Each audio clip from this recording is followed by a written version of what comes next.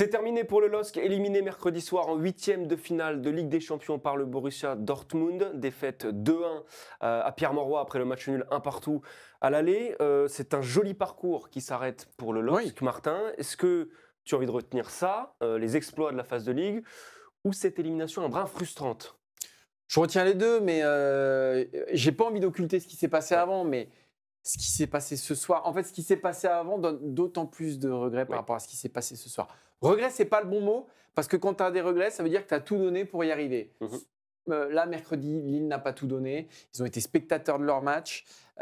Donc, plus que de la frustration, j'ai presque de la colère envers le LOSC.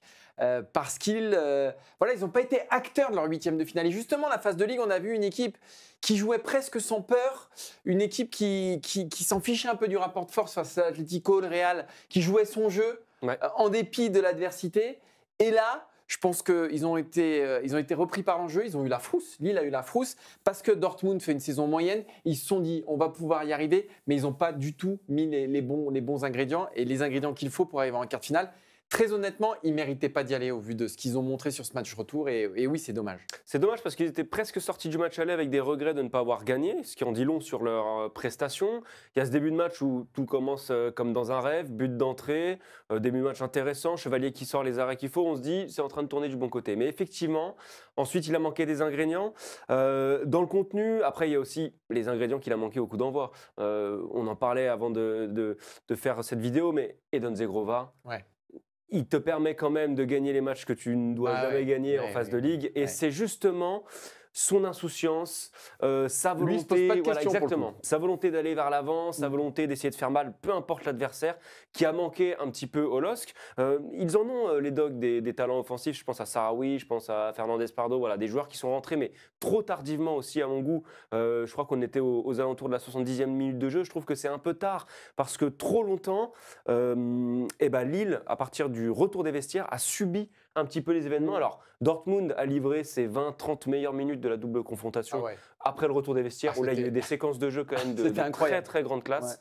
Mais par contre, on n'a pas eu la réaction ni sur le terrain, ni sur le banc de touche pour essayer de contrer un petit peu ça. Donc effectivement, ça rend le scénario un petit peu frustrant.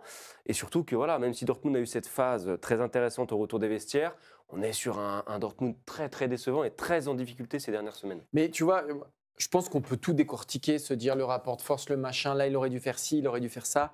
Moi, ce que j'explique, on dit souvent que c'est un truc de journaliste ça, mais moi, comment je l'explique? Simplement que tu as Dortmund qui était finaliste l'an dernier. Dortmund qui, sur les 12 dernières éditions, passe 6 fois les 8e de finale. Et Lille qui a gambergé.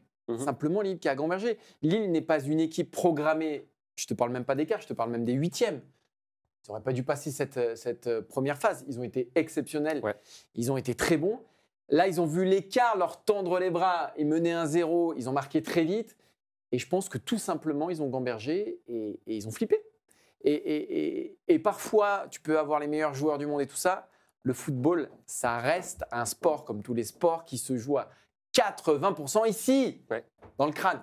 Et je pense que c'est ce qui a fait défaut aux Lillois. Voilà, ils sont un peu croulés, ils ont eu les jambes qui tremblent et voilà, ils sont sortis de leur match. C'est dommage, c'est vraiment dommage.